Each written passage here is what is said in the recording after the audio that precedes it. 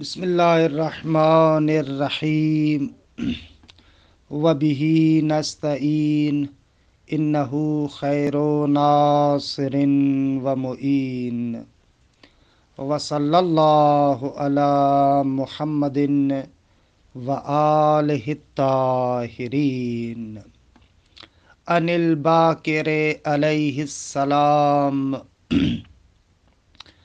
الحلم لباس العالم فلا تعرین منہ۔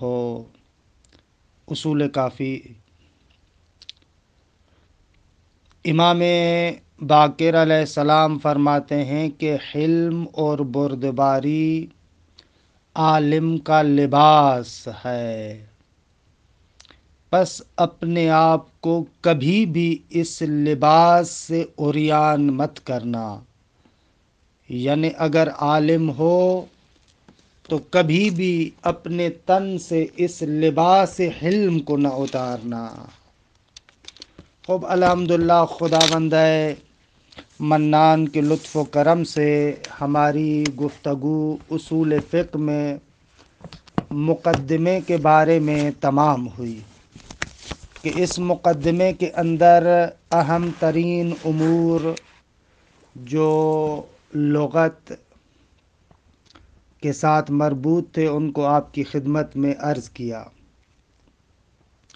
اب انشاءاللہ آہستہ آہستہ کتاب کے اصلی مطالب میں ورود کرتے ہیں۔ خوب عرض کیا کہ اصول فقہ 4 مقاصد میں تقسیم ہے کہ مقصد اول مباحث الفاظ ہے۔ مصنف مباحث الفاظ میں ورود سے پہلے ایک چھوٹا سا مقدمہ ذکر کرتے ہیں کہ اس مقدمے کے اندر چند نکات کی طرف توجہ دلاتے ہیں۔ پہلا نقطہ یہ ہے کہ اس مقصد کے اندر، یعنی یہ جو مباحث الفاظ ہیں، اس بحث کے اندر ہمارا مقصود ایک بحث صغروی ہے، یعنی ہم ان مباحث کے اندر چاہتے ہیں کہ اصالت الظہور کے مصادیق اور صغریات کی تعیین کریں۔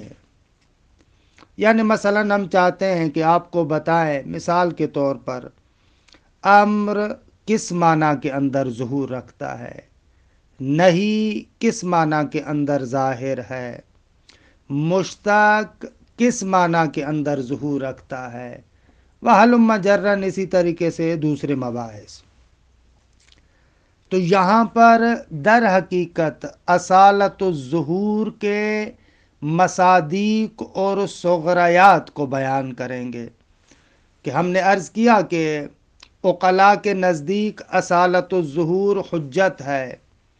اب ہم دیکھنا چاہتے ہیں کہ اس اصالت ظہور کے کون کون سے موارد ہیں، ان موارد کو، ان مصادیق کو، ان صغریات کو اس مقصد یعنی مباحث الفاظ میں آپ کی خدمت میں عرض کریں گے کہ تقریباً اس اعتبار سے ہمارا جو جزء اول ہے کہ 1 سال کا پاکستان کے اندر مدارس میں یہ نصاب بھی ہے، یہی مباحث الفاظ ہے کہ آپ کو اصالت الظہور کے موارد اور صغریات کے بارے میں بتائیں گے۔ جیسے کہ جو مقصد دوم ہوگا ملازمات عقلیہ کے مباحث، وہاں پر ہم حکم عقل کے مصادیق اور صغریات کو ذکر کریں گے کہ ہماری عقل جس حکم کو بیان کرتی ہے اس کے مصادیق اور موارد کون سے ہیں، ان کو انشاءاللہ جزء دوم میں ذکر کریں گے۔ اور اس کے بعد جزء سوم مباحث حجت کے بارے میں ہے کہ جہاں پر ذکر کیا جائے گا کہ کون کون سے موارد حجت ہیں، کون کون سے موارد حجت نہیں ہیں، کون سی چیز حجت ہے جس کو آپ دلیل قرار دے سکتے ہیں حکم شرعی کے لیے، اور کون سی چیز حجت نہیں ہے۔ لہذا فعلاً جس بحث میں ہم ورود پیدا کر رہے ہیں، یعنی مباحث الفاظ، یہ مباحث الفاظ موارد و مصادیق اصالت و ظہور ہے، اس کے ثغرایات کو آپ کی خدمت میں عرض کر رہے ہیں۔ اچھا، ایک نقطے کی طرف توجہ کریں کہ ان مباحث کو مباحث استظہارات بھی کہتے ہیں، کہ الحق والانصاف ان مباحث کا فائدہ بہت ہی عام ہے۔ کلن کسی بھی متن کو اگر سمجھنا چاہیں تو وہاں پر کون سے قواعد کلی حاکم ہیں، یہ علم اصول کے اس بخش کے اندر بیان ہوتا ہے۔ یعنی واقعاً میری اپنی مرضی ہے کہ جس آیت سے جو مطلب سمجھنا چاہوں یا نہ، اس کا کوئی قاعدہ ہے، کوئی ضابطہ ہے، کوئی اصول ہے۔ ایسے تو نہیں ہے کہ جس کا دل چاہے جو معنی کرنا چاہے وہی معنی کر لے، نہ، قواعد، ضوابط۔ کہ آج کل کے زمانے میں، خصوصاً معاصر زمانے میں، مغرب کی سرزمین میں اصلاً فلسفے کا ایک بخش اور ایک شاخ اسی مسئلے کے بارے میں ہے۔ آج کل جو ہرمونوٹک کے نام سے مباحث ہیں فلسفہ غرب کے اندر، وہ علم اصول کے اس حصے کے ساتھ بہت گہرا ارتباط رکھتے ہیں۔ کہ بہرحال اس وقت ہم لوگ ادھر تو نہیں جانا چاہ رہے، لیکن یہ جو ہرمونوٹک کے مباحث ہیں کہ جس میں مثلاً ہائیڈگر، دوسرے تیسرے بڑے بڑے فلسفی شامل ہیں اور ان کی بڑی تصنیفات ہیں اس موضوع پر، یہ علم اصول کے ہمارے یہ والے مباحث اس کے ساتھ ارتباط تنگا تنگ رکھتے ہیں، لہذا ان مباحث کی بہت زیادہ اہمیت ہے۔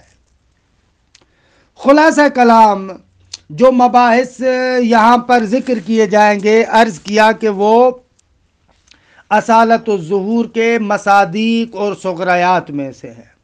لیکن ایک نقطہ مد نظر رکھیں، یہاں پر جو ہم مباحث مطرح کریں گے وہ مباحث عام ہیں، کلی ہیں، یعنی فقط الفاظ قرآن و سنت کے ساتھ مخصوص نہیں ہے۔ کلی طریقے سے ہم بحث کریں گے کہ مثلاً صیغہ امر کس چیز کے اندر ظہور رکھتا ہے، چاہے مثلاً وہ امر شارع کی جانب سے ہو یا مولائے عرفی کی جانب سے ہو یا کسی کے جانب سے بھی ہو۔ اسی طریقے سے جملہ شرطیہ کا ظہور کس چیز میں ہے، مشتق کا ظہور کس چیز میں ہے، مخصوص نہیں کیا ہے ان الفاظ کے مباحث کو فقط اور فقط قرآن و سنت کے ساتھ۔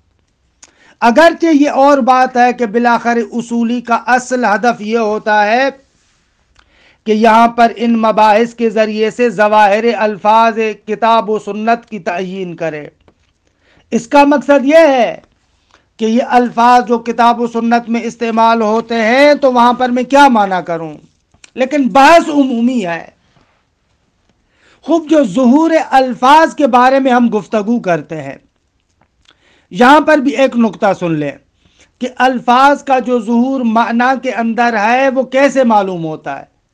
کہتے ہیں اس کے تین طریقے ہیں، یا وضع واضح کے ذریعے سے ظہور لفظ کا پتہ چلتا ہے کہ انشاءاللہ عام کے بحث میں ہم بیان کریں گے کہ عام کا عموم جو ہم سمجھتے ہیں وہ وضع کی وجہ سے ہے، کہ الفاظ نے کچھ واضح نے کچھ ایسے الفاظ وضع کیے ہیں جو عمومیت مدخول پر دلالت کرتے ہیں۔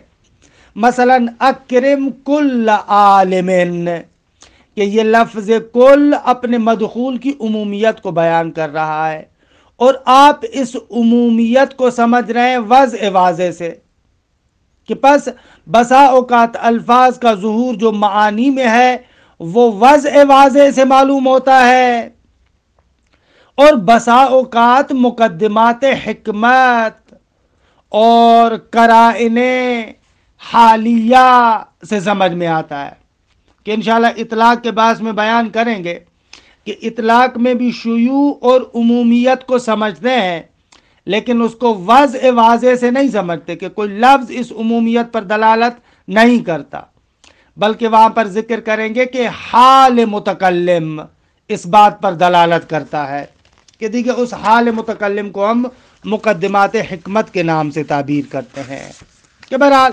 الموجز میں بھی اس کے بارے میں تفصیل سے گفتگو ہو چکی ہے۔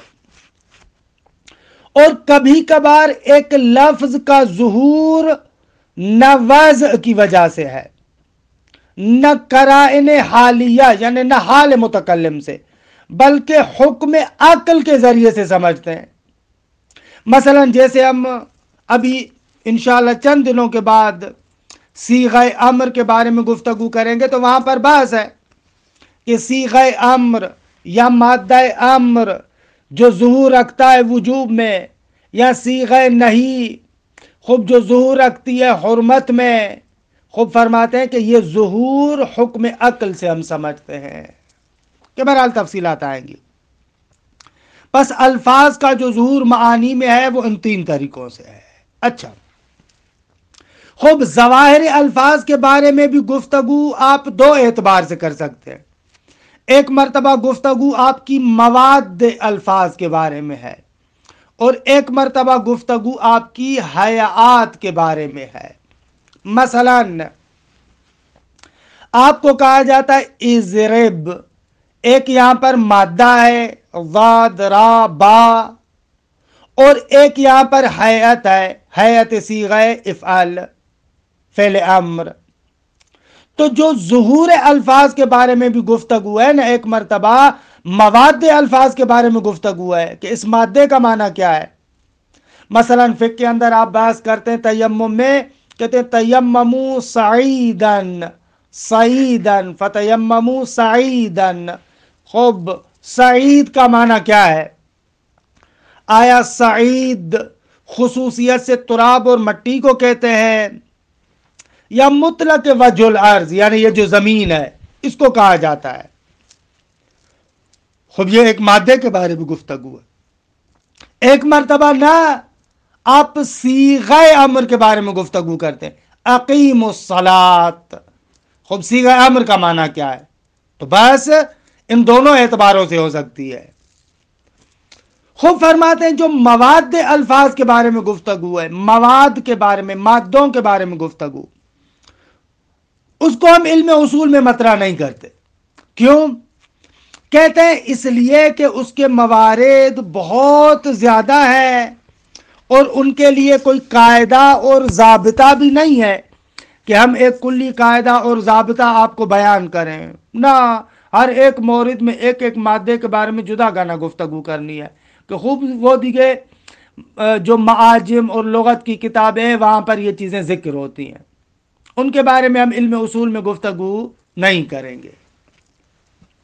ہماری گفتگو معمولاً ان حیات کے بارے میں ہے، اعلیٰ ضمناً شاید مادہ امر و مادہ نہیں وغیرہ کے بارے میں گفتگو کرے، کہ دیکھیں یہ اصولی کتابوں میں بحث ہوئی ہے، لیکن عمدہ ہماری گفتگو حیات کے بارے میں ہے۔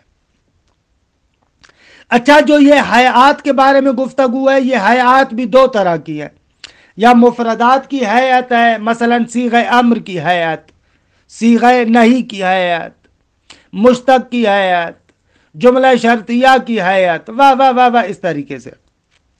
اور ایک مرتبہ نہ مفردات کی حیات نہیں ہے، جملات کی حیات ہے، مثلا جملہ شرطیہ کی حیات۔ خوب اس کے بارے میں گفتگو کریں گے۔ تو بہرحال یہ مقدمہ ہے کہ انشاءاللہ ہم اس مقصد اول میں 7 مباحث کو ذکر کریں گے۔ مشتق کے بارے میں گفتگو ہے، اوامر کے بارے میں گفتگو ہے، نواہی کے بارے میں گفتگو ہے، مفاہیم کے بارے میں گفتگو ہے، عام و خاص کے بارے میں گفتگو ہے، مطلق و مقید کے بارے میں گفتگو ہے، اور مجمل و مبین کے بارے میں۔ خوب یہ ایک چھوٹا سا مقدمہ جو آغا مظفر نے یہاں پر ذکر کیا، اس مقدمے کا ترجمہ کروں، پھر انشاءاللہ مباحث میں وارد ہوتے ہیں۔ دیکھیں عبارت کو، آسان ہے۔ فرماتے المقصد الاول مباحث الالفاظ، فرماتے مقصد اول مباحث الفاظ کے بارے میں گفتگو. تمہید، مقدمہ. المقصود من مباحث الالفاظ تشخیص ظہور الالفاظ من ناحیت عامۃ. اگر مباحث الفاظ سے ہمارا مقصود یہ ہے کہ الفاظ کے ظہور کو مشخص کریں، البتہ من ناحیت عامۃ، کسی خاص لفظ پر فوکس نہیں ہے. مطلق لفظ صیغہ امر کس چیز کے اندر ظہور رکھتا ہے، ایسے.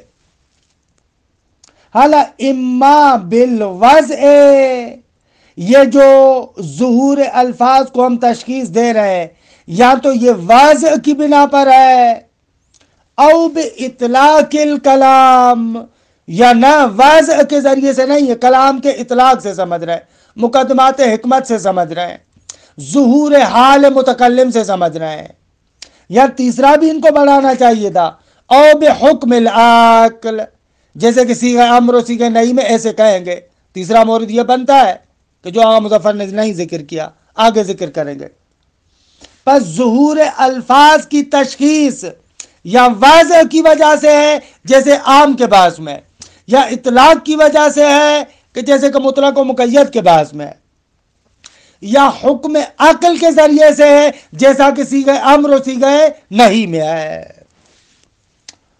المقصود من مباحث الالفاظ تشخیص و ظہور الالفاظ من ناحیت عامہ. بھائی کیوں تشخیص دے رہے ہیں آپ؟ فرماتے اس لیے لتکون نتیجتها قواعد کلیہ، تاکہ ان کا نتیجہ قواعد کلیہ کی صورت میں ظاہر ہو، کہ تنکہ ہو، یہ قواعد کلیہ منقع کریں، روشن کریں، واضح کریں. کس کو؟ صغریات اصالت الظہور، اصالت الظہور کے صغریات کو. صغریات کا فعلاً ترجمہ آپ کریں یعنی موارد، یعنی مصادیق، کہ التی سنبحث عن حجیتها فی المقصد الثالث، وہ اصالت ظہور کے جس کے بارے میں ہم گفتگو کریں گے انشاءاللہ مقصد ثالث میں، کہ جو مباحث حجت کے بارے میں ہے. وقد سبقت الاشارۃ الیہا، خوب اس کی طرف پہلے اشارہ بھی کیا ہے. ہمارے صفحے کے اعتبار سے 49 نمبر صفحے پر اس کے بارے میں ہم گفتگو اجمالاً کر چکے ہیں کہ حجیت الاصول اللفظیہ کے ذیل میں بیان کیا تھا. وَتِلْكَ الْمَبَاحِثُ تَقَعُ فِي حَیَاتِ الْکَلَام. اگر یہ جو مباحث تشخیص ظہور ہے یہ در حقیقت مباحث حیات کلام کے بارے میں، مواد کلام کے بارے میں بحث نہیں ہے، کہ التی یقع فیہا الشک والنزاع، وہ حیات کلام کے جن کے بارے میں شک و نزاع واقع ہوتا ہے. سواء کانت حیات المفردات، چاہے وہ مفردات کی حیاتیں ہوں، کہیئت المشتق والامر والنہی، او حیات الجمال کالمفاہیم ونحوہا. اما الباس عن مواد الالفاظ الخاصہ، خاص الفاظ کے مواد اور مادے کے بارے میں گفتگو، و بیان وضعها و ظہورها، اور ان کی وضع کو بیان کرنا یا ان کے ظہور کو بیان کرنا، مع انہا تنکہ ایضاً صغریات اصالت الظہور، اگر ساتھ اس کے کہ یہ مباحث بھی اصالت الظہور کے صغریات، موارد اور مصادیق کو بیان کرتے ہیں، لیکن اس کے باوجود فإنہ لا يمکن ضبط قاعدۃ کلیۃ عامۃ فیہا، لیکن مواد الفاظ میں ایک قاعدہ کلی عام کو بیان کرنا دیگه ممکن نہیں ہے. ہر مادے کے لیے آپ کو جداگانہ بحث کرنی پڑے گی. فَلِذَا لَا يُبْحَثُ عَنْهَا فِي عِلْمِ الْأُصُولِ، لہذا ان مواد الفاظ کے بارے میں علم اصول میں گفتگو نہیں ہوتی. وَمَعَاجِمُ اللُّغَةِ وَنَحْوِهَا ہی المتکفلۃ بتشخیص مفرداتہا، آغا یہ جو معجم ہے، ڈکشنریاں ہیں لغت کی، اور اس طریقے سے اور اسی قسم کے کتابیں، وہ دیگے ان مفردات کے مواد کی تشخیص کے لیے دیگے ذمہ دار ہیں، متکفل ہیں، وہاں پر بیان ہوگا۔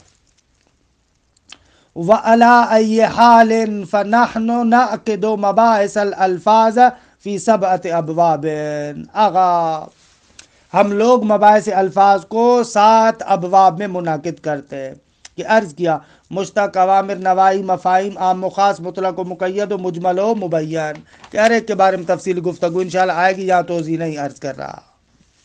الباب الاول، خوب باب اول مشتق کے بیان میں ہے۔ اچھا، یہاں پر آغا مظفر کا جو انداز ہے اور کفایہ کی ترتیب، اس کے اعتبار سے دیکھیں، بحث مشتق کفایہ میں مباحث مقدماتی میں سے ہے، اصل مقاصد میں شامل نہیں ہے۔ مقاصد جو کفایہ کے اندر شروع ہوتے ہیں وہ بحث اوامر سے ہوتے ہیں، لیکن آغا نے مشتق کے بحث کو اصل مقاصد میں داخل کیا ہے، مقدمات سے خارج کیا ہے۔ خوب آغا یہ بھی بحث بہت ہی شیرین ہے، مزیدار بحث ہے۔ خوب یہاں پر مشتق کے بارے میں گفتگو کریں گے، یعنی کیا بھائی مشتق کے بارے میں؟ البتہ جیسا کہ میں نے پہلے عرض کیا کہ آپ موجز میں یہ بحث پڑھ چکے اجمالاً، تو آپ کو پتا ہے کہ کیا کہنا چاہتے ہیں۔ یہاں پر میں ایک دوسری آپ سے خواہش کروں گا کہ اگر خداوند منان ہم سب کو توفیق دے اور انشاءاللہ آپ کو بھی توفیق دے، جو بحث ہم یہاں پر پڑھ رہے ہیں، مثلا جیسے بحث مشتق ہے، تو اس سے پہلے میں خواہش کروں گا کہ آپ الموجز کے جو ہمارے دروس ہیں ان میں پہلے بحث مشتق کو سن لیں، وہاں پر بحث مشتق کو سن لیں، اور اس کے بعد اس جگہ پر جو ہم بحث مشتق کو بیان کر رہے ہیں اس درس کو سنیں، کہ انشاءاللہ اس صورت میں بہت ہی مفید ہوگا آپ کے لیے۔ خوب آ جائیں بحث مشتق کی طرف۔ آغا مشتق کے بارے میں گفتگو ہے، خوب مشتق کے بارے میں گفتگو ہے، یعنی کیا؟ یعنی یہ کہ آغا مشتق میں جو ایک ذات ایک مبدأ کے ساتھ متصف ہے، کی تعبیر یہاں پر استعمال کریں گے متلبس ہے، مشغول ہے، درست آغا؟ جب تک اس ذات کے اندر وہ صفت پائی جاتی ہے، جب تک وہ ذات اس صفت کے ساتھ مشغول ہے، خوب اس صورت میں تو مشتق اس صفت کے اندر حقیقت ہوتا ہے۔ لیکن کبھی کبھار یوں ہوتا ہے کہ مشتق ذات ایک صفت کے ساتھ متلبس ہوتی ہے، مشغول ہوتی ہے، بعد میں وہ صفت اس سے ختم ہو جاتی ہے۔ خوب ختم ہونے کے بعد بھی اس مشتق کو اس ذات کے لیے حقیقتاً ثابت کرتے ہیں یا مجازاً؟ کی مثال میں ابھی وضاحت کروں گا۔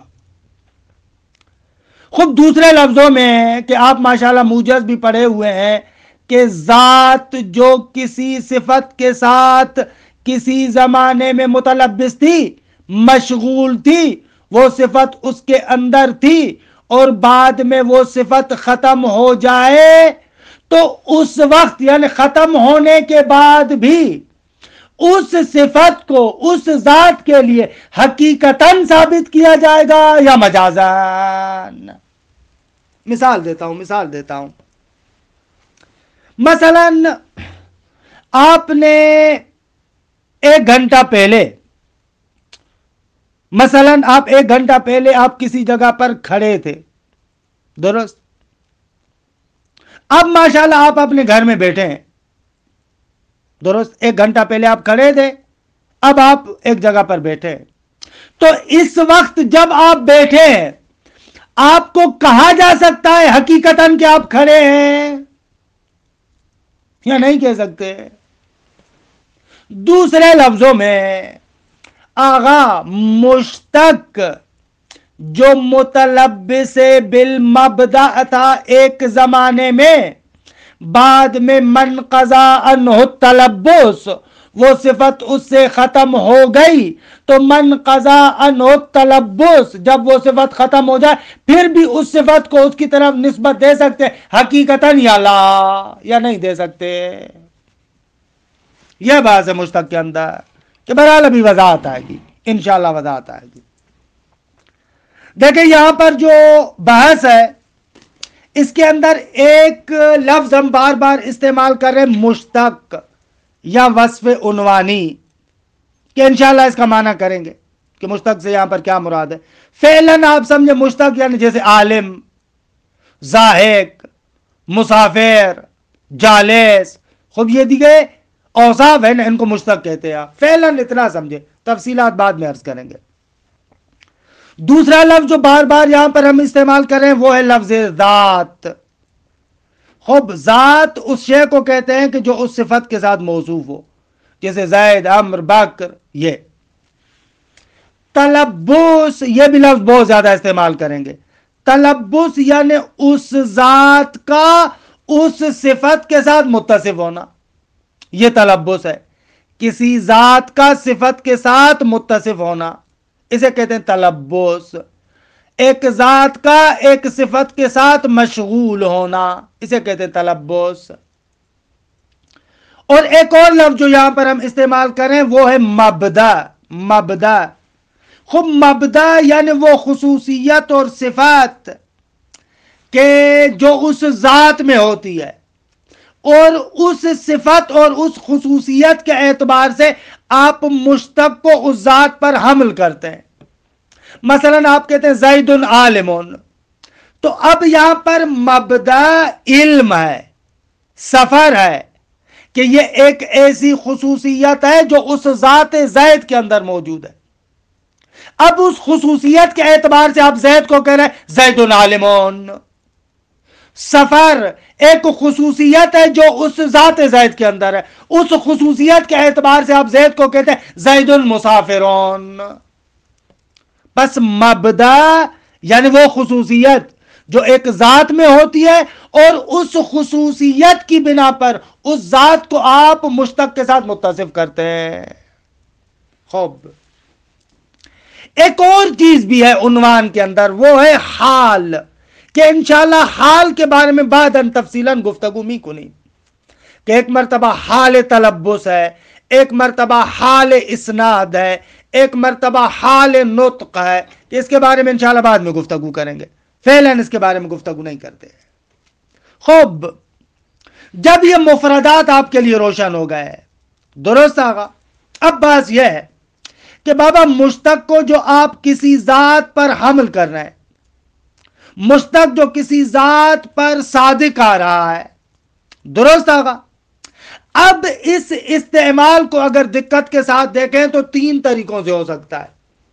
کیسے؟ ایسے، ایک مرتبہ آپ مشتق کو ذات میں استعمال کر رہے ہیں کہ وہ بالفعل اس صفت کے ساتھ متصف ہے، یا دوسرے لفظوں میں وہ ذات اس مبدا کے ساتھ متلبس ہے.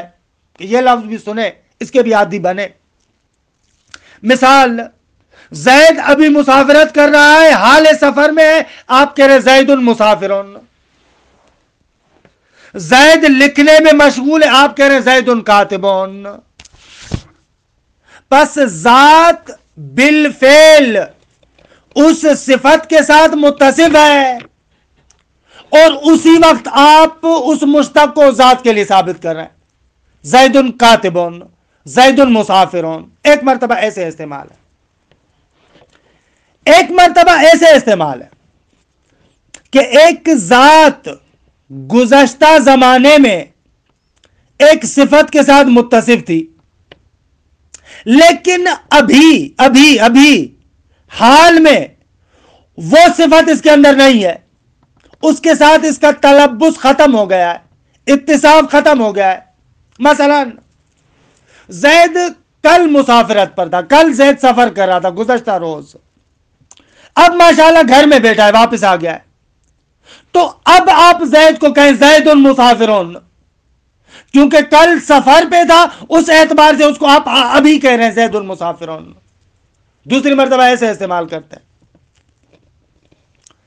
تیسری مرتبہ یوں استعمال کیا جاتا ہے، اگر مشتق ایک ذات کے اندر یا وہ صفت ایک ذات کے اندر نہ گزشتہ زمانے میں تھی نہ زمانے حال میں ہے، بلکہ زمانے آئندہ میں، استقبال میں وہ ذات اس صفت کے ساتھ متصف ہوگی.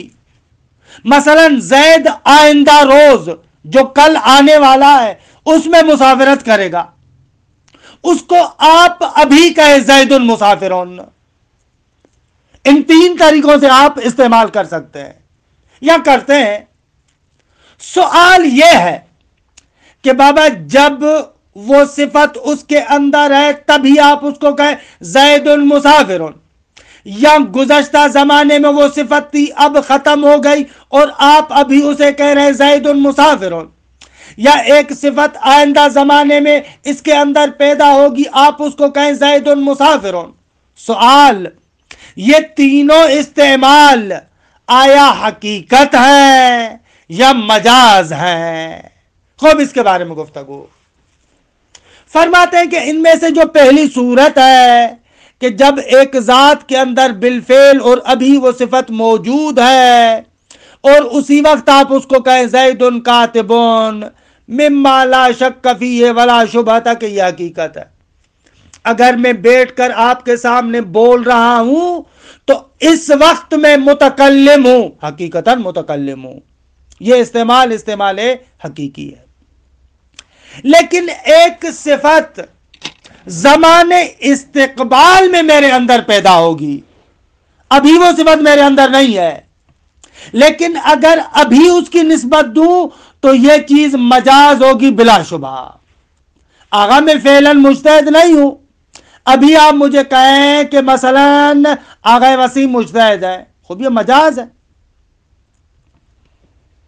بس ان دونوں میں تو شک نہیں ہے کہ بالفعل وہ صفت ہو تو حقیقت ہے، اور زمانے استقبال میں اس کے ساتھ متلبس ہوگا تو مجاز ہے. انما الکلام والاشکال اس صورت میں کہ جب ایک صفت کے ساتھ متصف تھا وہ بعد میں صفت ختم ہو گئی، اب اسی صفت کی زمانے حال میں اس کی طرف نسبت دینا حقیقت ہے یا مجاز ہے؟ یہاں پر اختلاف ہے. یہاں پر اختلاف ہے. اشاعرہ اور ہمارے متاخرین جو بزرگان ہیں وہ کہتے ہیں کہ آغا مجاز ہے، لیکن معتزلہ اور ہمارے قدماء بزرگان وہ کہتے ہیں حقیقت ہے. خوب حق کے مسئلہ کو انشاءاللہ ہم بیان کریں گے کہ حق کے مسئلہ یہی جو متاخرین کی بات ہے اور جو اشاعرہ کی بات ہے، خوب یہ درست ہے کہ مشتق ممن قضا عنہ التلبس میں اگر زمان حال میں استعمال کر رہے ہیں تو مجاز ہے. اس کے لیے ایک فقہی مثال بھی دیتے ہیں کہ بات کو تھوڑا سا خشکی سے نکالنے کے لیے. اس مثال کو سمجھیں بابا. شریعت میں ہے کہ اگر پانی سورج کی تپش کی وجہ سے گرم ہو جائے، فرماتے ہیں اس پانی کے ساتھ وضو اور غسل کرنا مکروہ ہے. اب کیا تھا، گرمیاں ماشاءاللہ بہت زیادہ تھی، ٹنکی میں پانی تھا، سورج دوپہر کو اپنے عروج پر وہ سارا پانی گرم ہو گیا. بعد میں جب شام کا وقت ہوا آہستہ آہستہ وہ جو گرم پانی تھا وہ ٹھنڈا ہونا شروع ہو گیا. رات کے ٹائم پر وہ پانی بالکل ٹھنڈا ہو گیا. اب میں رات کو اگر اسی پانی کے ساتھ وضو کروں تو آیا یہ مکروہ ہوگا یا مکروہ نہیں ہوگا؟ اسی پانی سے میں غسل کروں آیا مکروہ ہے یا مکروہ نہیں ہے؟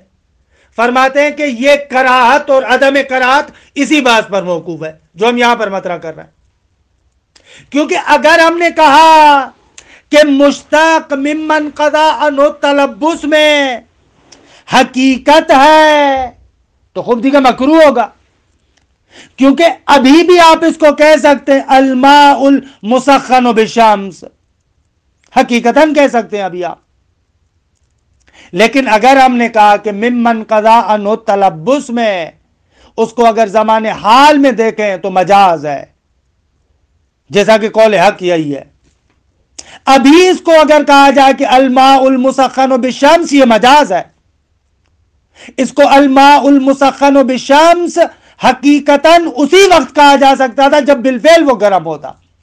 اب جو ٹھنڈا ہو گیا ہے تو اس کو آپ نہیں کہیں گے کہ الماء المسخن بالشمس، مگر مجازن، کہ دیکھیں معنی بیان میں آپ نے پڑھا ہے علاقہ مکان.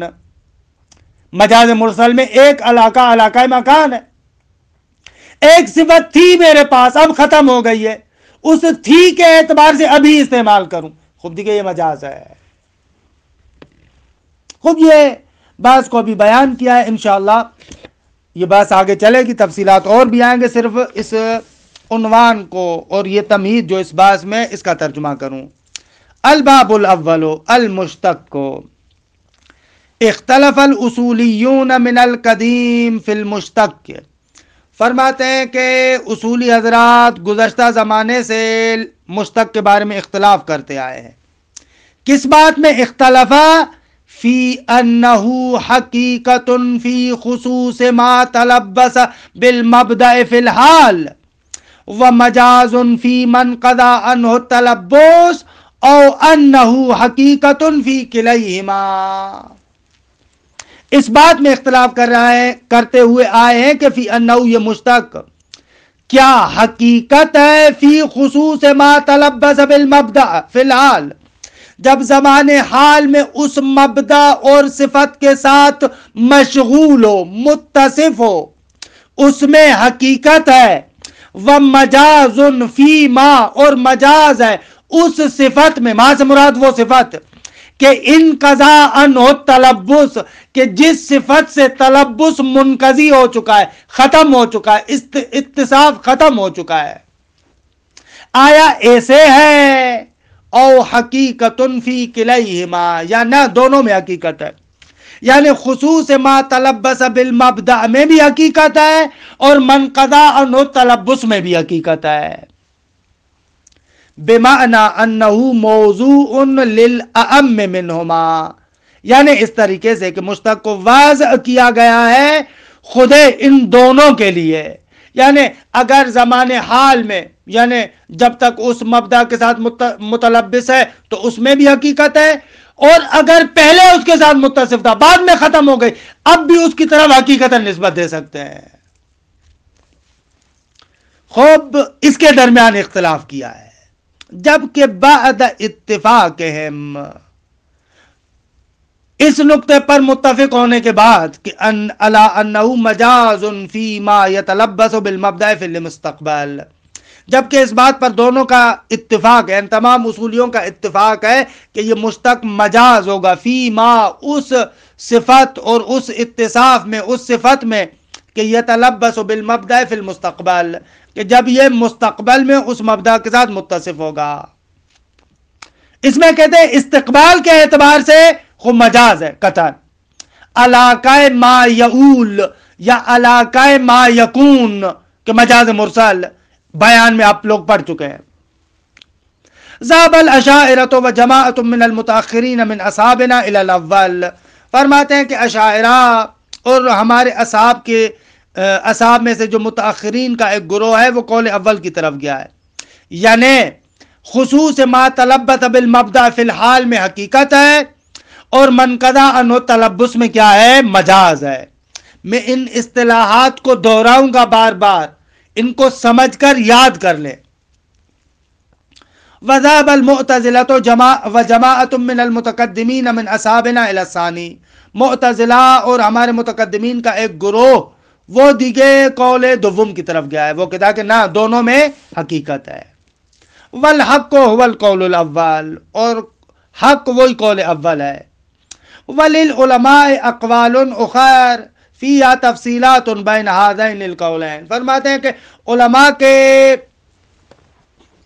اگر دیکھا جائے تو فرماتے ہیں کہ للعلماء اقوال و نخار، دوسرے اقوال بھی ہیں کہ فیہا تفصیلات بین ہذین القولین، ان دونوں قولوں کے درمیان بہت ساری تفصیلات ہیں، کہ مثلا بعض لوگ مشتق متعدی اور لازم کے درمیان تفصیل دیتے ہیں، درست ہے، اگر مشتق متعدی سے ہے تو مثلا اس میں کہتے ہیں کہ وضع اہم کے لیے، جیسے سارق اور قاتل، اور اگر مشتق لازم سے ہے جیسے جالس اور ذاہب تو وہاں پر کہتے ہیں کہ نہ، اخذ کے لیے وضع ہوا ہے، یعنی متلبس بالمبدأ فی الحال میں حقیقت منقضا عنہ، تلبس میں کیا ہے مجاز ہے۔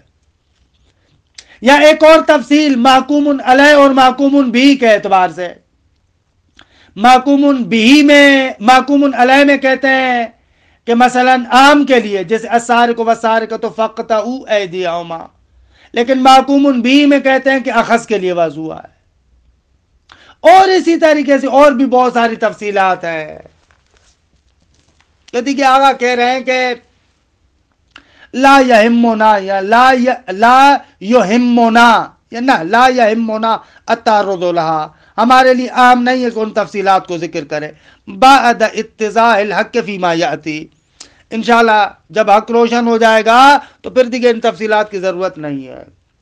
وَأَهَمُّ شَيْءٍ کہ یعنینا فی هذه المسئلہ، وہ اہم ترین چیز کہ جس کو ہم اس مسئلے میں چاہتے ہیں، قبل بیان الحق فیہا، قول حق کو بیان کرنے سے پہلے، وَهُوَ أَصْعَبُ مَا فِيهَا، اور یہی بات اس مسئلے کے اندر سب سے زیادہ مشکل ہے، وَأَهَمُّ شَيْءٍ کہ جس کو ہم بیان کرنا چاہتے ہیں وہ یہ ہے کہ أَن نَفْهَمَ مَحَلَّ النِّزَاعِ، عام ترین چیز یہ ہے کہ محل نزاع کو سمجھے آگا، وَمَوْضِعَ النَّفْيِ وَالْإِثْبَاتِ، جھگڑا کہاں پر ہو رہا ہے اس میدان کو معین کریں، وَلِأَجْلِ أَن يَتَّضِحَ فِي الْجُمْلَةِ مَوْضِعُ الْخِلَافِ نَذْكُرُ مِثَالًا لَهُ، آگا تھوڑا بہت موضع نزاع آپ کے لیے روشن ہو جائے، خوب دیگه ایک مثال کو ذکر کرتے ہیں، فَنَقُولُ إِنَّهُ وَرَدَ کراہۃ الوضوء والغسل بالماء المسخن بشمس، آگا شریعت میں ہے کہ وضو اور غسل اس پانی سے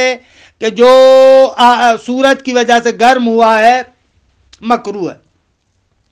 فمن قال بالاول، وہ جو متاخرین والا نظریہ تھا، فلا بد ان لا يقول بقراءتهما بالماء الذي برد وانقضى عنه التلبس، تو ضروری ہے کہ وہ نہ کہے کہ وضو اور غسل مکروہ ہے اس پانی سے کہ جو ٹھنڈا ہو چکا ہے اور جس سے وہ صفت ختم ہو چکی ہے، پہلے گرم تھا، رات کے ٹائم پر تو ٹھنڈا ہو گیا مثلا، کیونکہ لأنہو اندہو، اس لیے کہ اس منقالہ کے نزدیک لا یصدق علیہ حینئذ انہو مسخن بشمس، اس کے نزدیک ابھی اس پانی پر بالفعل صدق نہیں کرتا کہ یہ مسخن بشمس ہے، بل کان مسخنا، بلکہ تھا نہ کہ ابھی ہے۔ ومن قال بالثانی، جو کہتا ہے کہ نہ دونوں میں حقیقت ہے، فلا بد ان یقول بقراءتهما بالماء حال انقضاء التلبس ایضاً، اس کے لیے پھر ضروری ہے کہ وہ فتویٰ دے کہ وضو اور غسل اس پانی کے ساتھ حتیٰ جب یہ ٹھنڈا بھی ہو چکا ہے، وہ گرمائش سے تلبس ختم بھی ہو چکا ہے، پھر بھی کہے کہ اب بھی اس کے ساتھ مکروہ ہے، کیوں؟ اس لیے کہ لأنہو اندہو، یعنی من قال بالثانی کے نزدیک، یصدق علیہ انہو مسخن، حقیقتاً مسخن ہے بلا مجازن۔ وَلِتَوْضِیحِ ذَلِكَ نَذْكُرُ الْآنَ أَرْبَعَةَ أُمُورٍ، آغا اس محل نزاع کو خوب بیان کرنے کے لیے 4 امور کو ذکر کریں گے کہ مُذَلِّلَةٍ لِتِلْكَ الصُّعُوبَةِ، وہ جو سختی ہے اس باس کے اندر اس کو ہموار کرنے کے لیے، ثم نذکر القول المختار و دلیلا، بعد میں پھر ہم قول مختار اور دلیل کو ذکر کریں گے۔ اصل چیز یہ 4 امور ہیں کہ جن کے ذریعے سے محل نزاع کو روشن کیا جائے، اگر محل نزاع صحیح طریقے سے روشن ہو گیا تو دیکھیے بحث آخر میں مختار کو بیان کرنا مثل آب خوردن ہے، پانی پینے کی طرح ہے۔ وصلی اللہ علی محمد و اہل بیتہ الطیبین الطاہرین۔